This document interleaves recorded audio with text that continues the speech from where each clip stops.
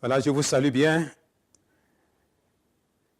C'est là dans le nom du Seigneur Jésus-Christ qui est venu ici-bas pour améliorer notre condition de vie, pour que par sa grâce, nous puissions jouir de la gloire éternelle avec lui. Nous voudrons porter regard sur une portion de l'Évangile selon Matthieu, Matthieu chapitre 8, versets 1 à 3. Ce texte qui nous permet de bien capter les critères de base pour l'exaucement de la prière de l'homme par Dieu. Il est écrit ceci. Lorsque Jésus fut descendu de la montagne, une grande foule le suivit. Et voici, un lépreux s'étant approché de lui, dit, « Seigneur, si tu le veux, tu peux me rendre pur. » Jésus étendit la main, le toucha et dit, « Je le veux, sois pur. » Aussitôt, il fut purifié de sa lèpre. Selon l'Évangile écrit par Matthieu, le royaume de Dieu est venu ici-bas pour restaurer l'humanité qui est en état de détresse.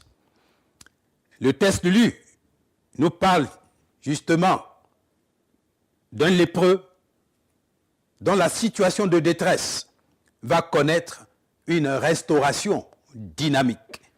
Et cela, bien entendu, de la part du Seigneur Jésus-Christ. C'est lui qui a dit ceci en s'adressant à ce lépreux. « Je le veux, sois pur. » Et il a dit, aussitôt, il fut purifié de sa lèpre. Oui, pour être restauré, tout être humain doit adresser de vraies prières, des prières de qualité à Dieu, pour que cela puisse disposer le Seigneur à manifester sa miséricorde et sa compassion, car l'humanité est en état de détresse.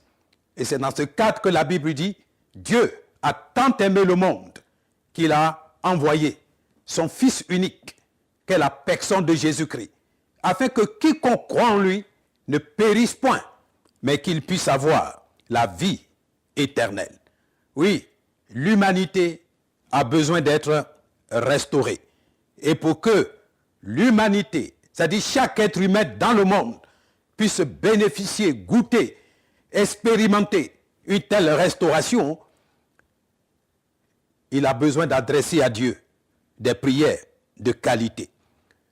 C'est pourquoi, pour avoir de telles prières exaucées, il importe, ou il est très important, pour tout être humain, de connaître les critères de base d'exaucement de telles prières de la part de Dieu et de tout faire pour s'attacher avec rigueur à de tels critères qu'on peut présenter aussi comme étant des conditions à remplir pour que Dieu puisse exaucer nos prières. Connaissons donc ces conditions aux critères de base et adhérons fermement à de tels critères. À cet effet, portons regard sur deux éléments importants, lesquels vont nous aider à découvrir les vrais critères de base d'exaucement des prières de la part de Dieu, afin que nous puissions aussi nous disposer à nous attacher avec rigueur à de tels critères. D'abord, qu'est-ce que c'est que la prière et son exaucement de la part de Dieu? Nous savons qu'aujourd'hui, beaucoup de personnes, dans la plupart des groupes religieux par-ci, par-là, on dit on prie.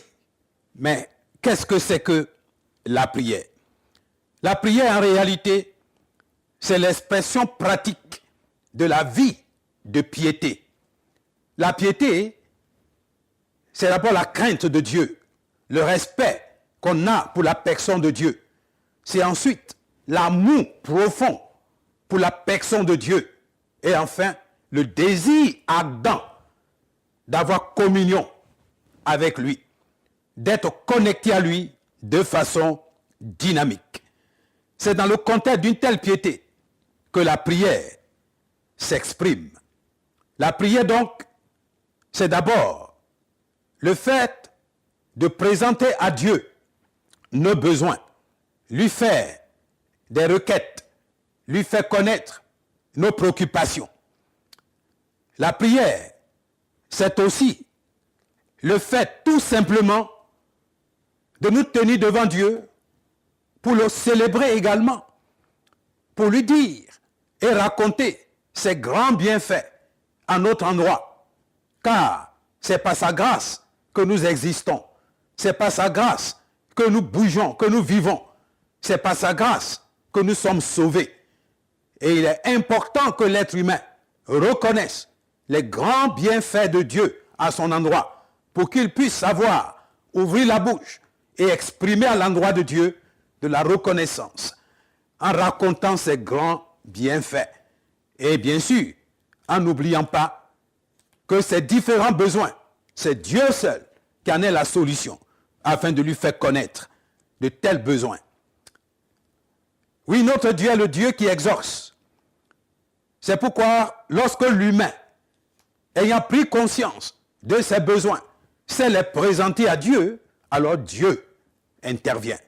Car exaucer, en réalité, c'est le fait de la part de Dieu de donner une réponse positive aux besoins qui lui est présenté, à la situation de l'humain qui est venu vers lui. Le Seigneur est le Dieu qui exauce, qui répond, qui intervient. Et cette intervention, c'est l'expression de son amour, de ses bontés, de sa compassion à notre endroit. Parce qu'en réalité, nous ne méritons même pas qu'il intervienne en notre faveur, mais il le fait toujours par grâce, par miséricorde et par compassion. Ainsi donc, toute prière qui est adressée à Dieu, c'est-à-dire tout être humain qui a su ouvrir la bouche, qui a su ouvrir son cœur, qui a su ouvrir aussi son intelligence et a déposé devant Dieu ses vrais besoins, le Seigneur ne reste jamais indifférent. Mais il intervient afin de secourir l'humain pour que l'humain puisse connaître une vie de restauration, une vie de bénédiction.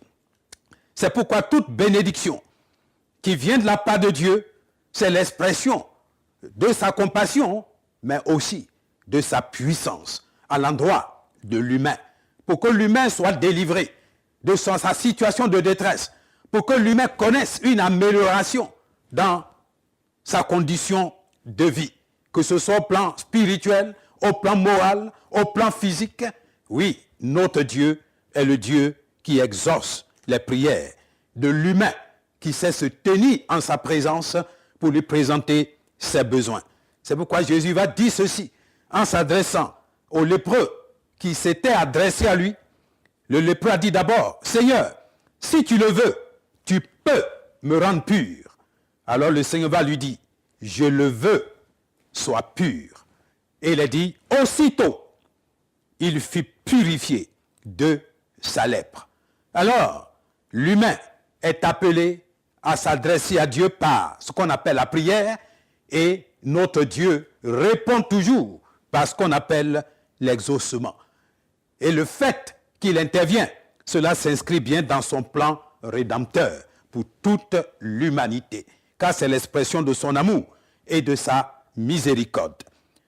Mais quels sont les critères de base en termes de conditions pour que Dieu puisse exaucer de telles prières? C'est-à-dire les conditions que l'humain doit remplir. Car c'est une chose que de dire, oh je prie, oh je veux prier. Mais est-ce que tu respectes les principes bibliques? Est-ce que tu respectes et tu es prêt à obéir aux exigences de la vérité de Dieu pour que Dieu puisse venir à ton secours? C'est pourquoi portons regard sur quelques critères de base. Oui, pour expérimenter une telle restauration, à l'exemple de ce lépreux, tout être humain doit poser 5 conditions ou 5 pas importants pour que Dieu puisse venir à son secours. La première condition, c'est d'être conscient d'abord de ton état de détresse et de savoir que aucun humain ne peut apporter solution. Oui, sois conscient de ça, de ton état d'abord, et reconnais aussi qu'aucun être humain ne peut apporter solution à ta situation. Car la plupart des humains qui pensent qu'eux-mêmes peuvent s'aider, ils ne cherchent même pas la face de Dieu. Il y a beaucoup également qui courent après les féticheurs, qui courent après des charlatans, qui cherchent par-ci, par-là des moyens charnels, des moyens ténébreux pour soigner leur état. De telles personnes ne se tournent jamais vers Dieu parce qu'ils ne sont pas conscients de leur état, lequel état n'a pas de solution du côté humain. C'est pourquoi si tu veux que Dieu puisse intervenir dans ta situation, la première condition que tu dois remplir, reconnais ton état et reconnais en même temps que la solution n'est pas du côté de l'humain, car c'est Dieu seul qui a la solution. C'est pourquoi il a envoyé Jésus ici-bas pour nous secourir. C'est parce que depuis que l'humain est tombé bas, l'humain ne peut pas se relever lui-même. Et Dieu, par grâce, miséricorde, a permis que Jésus vienne pour nous relever, pour nous restaurer. La deuxième condition qu'il faut remplir, dès l'instant que tu as pris conscience de ton état et que tu sais qu'il n'y a pas de solution du côté humain, alors approche-toi de Jésus. Approche-toi de Jésus. Concernant le lépreux, ayant pris conscience de son état, il est dit, et voici le lépreux s'étant approché de Jésus. S'approcher de Jésus, c'est d'abord reconnaître que Jésus-Christ est vrai. Croire en sa réalité. Croire qu'il existe bel et bien. Et de savoir que c'est lui qui est l'unique solution devant la situation face à laquelle je me trouve, devant ce grand défi face auquel je suis confronté. C'est lui seul qui a la solution. Alors, je dois réduire les distances entre mon cœur et son cœur, me rapprocher de lui. C'est dans ce sens que lui-même a dit ceci, « Venez à moi, vous tous qui êtes fatigués et chargés, et je vous donnerai du repos. » Oui, Christ est venu ici-bas. Il a accompli tout ce qu'il faut pour que l'humain soit sauvé. Il attend maintenant que l'humain lui-même engage sa volonté pour faire mouvement en avant vers Dieu. Combien d'êtres humains sur la terre sont éloignés de Dieu parce qu'ils n'ont pas la foi en lui, parce qu'ils aiment vivre dans le mal, dans le péché. Ils sont loin de Dieu. Et leur situation de détresse augmente et augmentera davantage. Si tu veux que ta situation trouve solution, alors engage ta volonté. Rapproche-toi du Seigneur qui lui-même s'est rapproché de toi par amour, par grâce, par miséricorde. C'est à toi maintenant de t'avancer vers lui afin qu'il puisse te toucher et te restaurer. Alors, il faut se rapprocher de Jésus par la foi. Troisième condition à remplir. Dès l'instant que le lépreux s'est approché de Jésus, il nous est dit, il se prosterna devant le Seigneur. Il se prosterna devant le Seigneur. Se prosterner, c'est se mettre à genoux devant quelqu'un qu'on reconnaît comme étant le roi, comme étant le puissant, comme étant le souverain, comme étant celui qui détient tout pouvoir, toute autorité. Alors, l'humain va s'incliner devant lui. C'est une attitude d'humiliation, une attitude aussi d'adoration, un cœur qui se brise lui-même devant le souverain, reconnaissant qu'il ne mérite même pas que le souverain vienne l'aider. Alors, il va s'abaisser devant lui. Cette attitude aussi, c'est l'expression du respect, de la considération, en reconnaissant que Jésus est Dieu, fait homme, et qui détient tout pouvoir, toute autorité pour résoudre ta situation. Humilie-toi devant lui, abaisse-toi devant lui, développe désormais un cœur humble et brisé devant lui. Le fait de s'abaisser également, qui traduit bien la notion de l'humiliation, nous renvoie aussi à l'idée de la repentance. Reconnais ton péché, reconnais tout ce qui est souillé dans ta vie, tout ce qui jusque-là cause des situations mauvaises dans ton parcours ici-bas. Reconnais ton péché devant Dieu qui est saint, qui est pur, qui est parfait, qui n'a jamais fait le mal. C'est l'humain qui s'est laissé entraîner par le diable dans le mal. Notre Dieu, c'est le Dieu de la perfection. Si tu t'approches de lui, alors humilie-toi devant lui, en reconnaissant tes péchés, en demandant pardon pour tes péchés. Car Christ, en venant ici-bas, sachez-le, il a pris notre corps humain, notre condition humaine, pour rassembler dans ce corps-là nos péchés, nos douleurs, nos malheurs.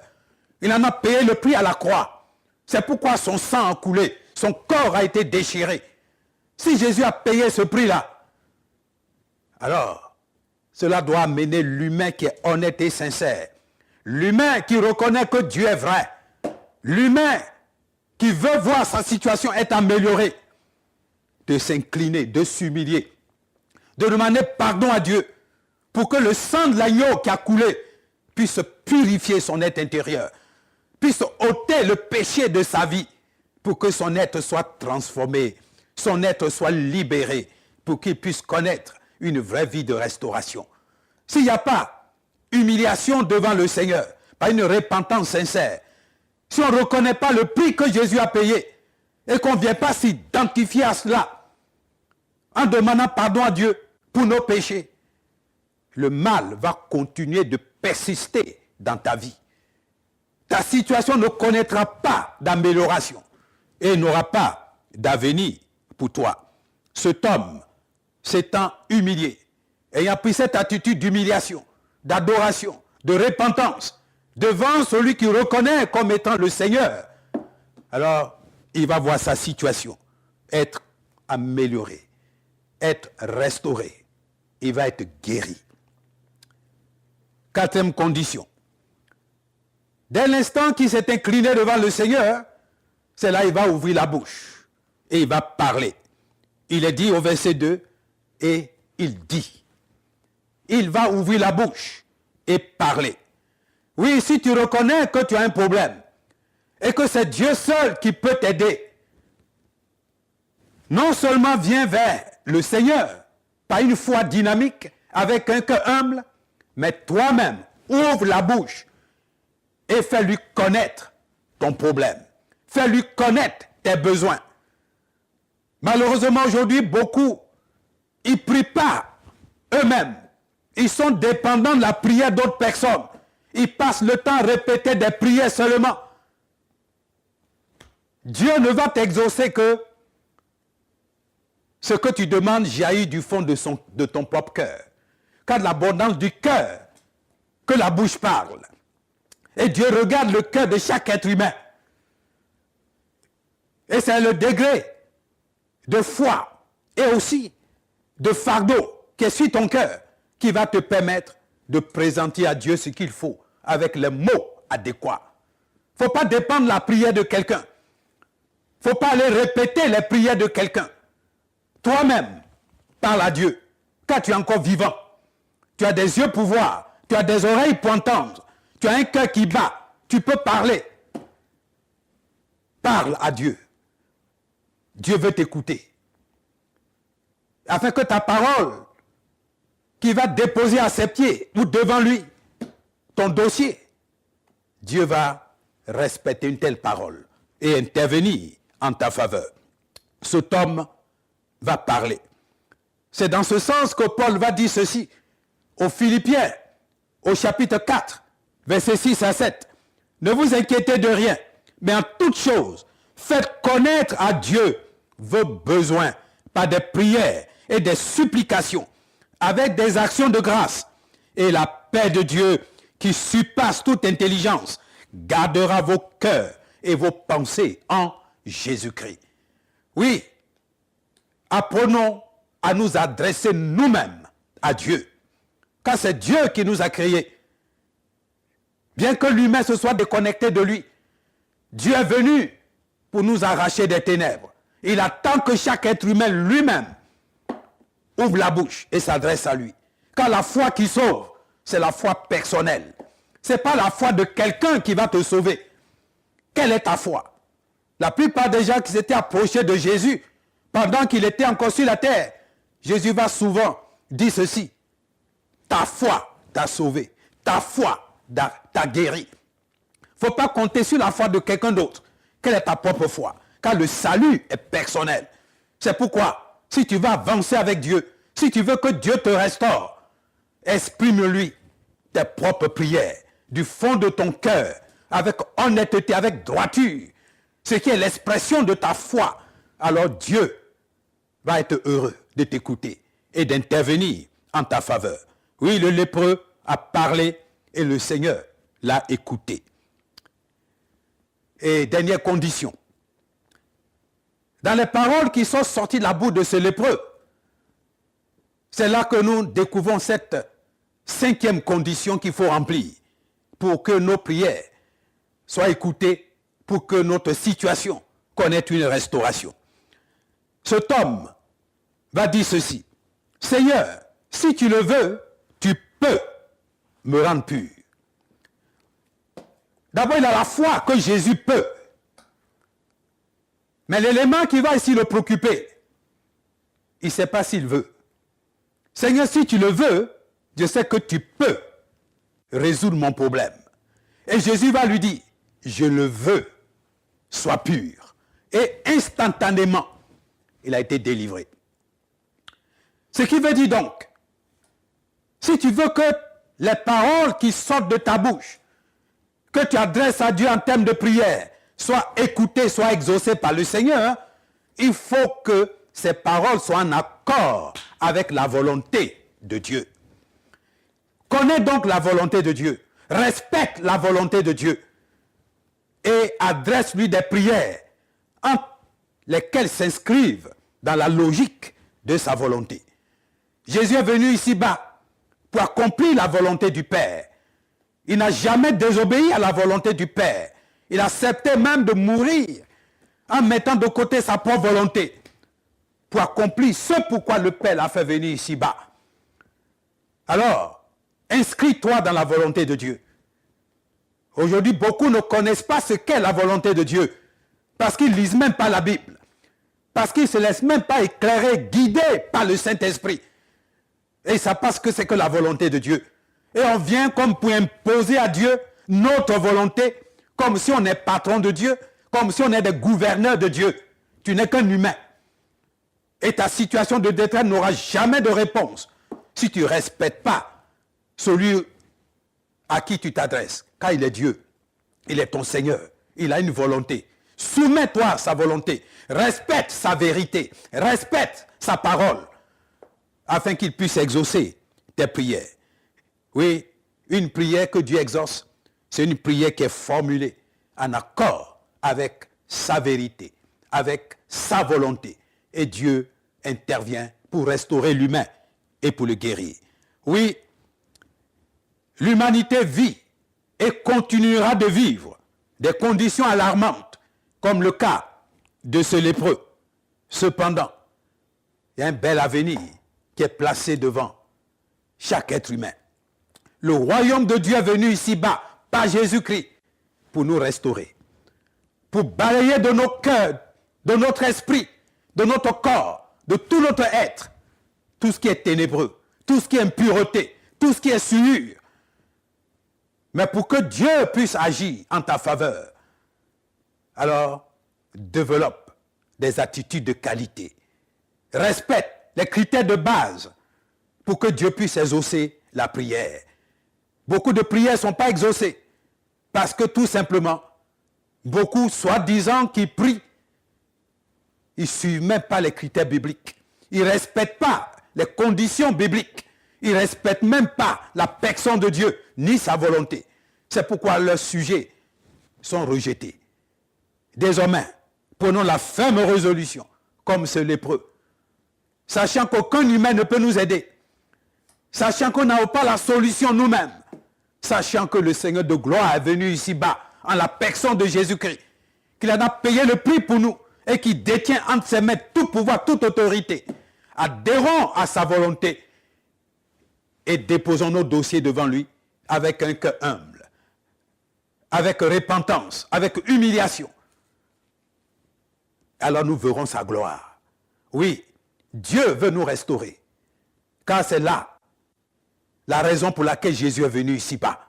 Il n'est pas mort en vain, il n'est pas ressuscité en vain. Laisse-le te restaurer pour que tu puisses connaître un avenir merveilleux, un avenir glorieux. Alors, apprends à développer dans ta vie une bonne vie de prière. Et Dieu sera avec toi. Que Dieu te bénisse. Amen.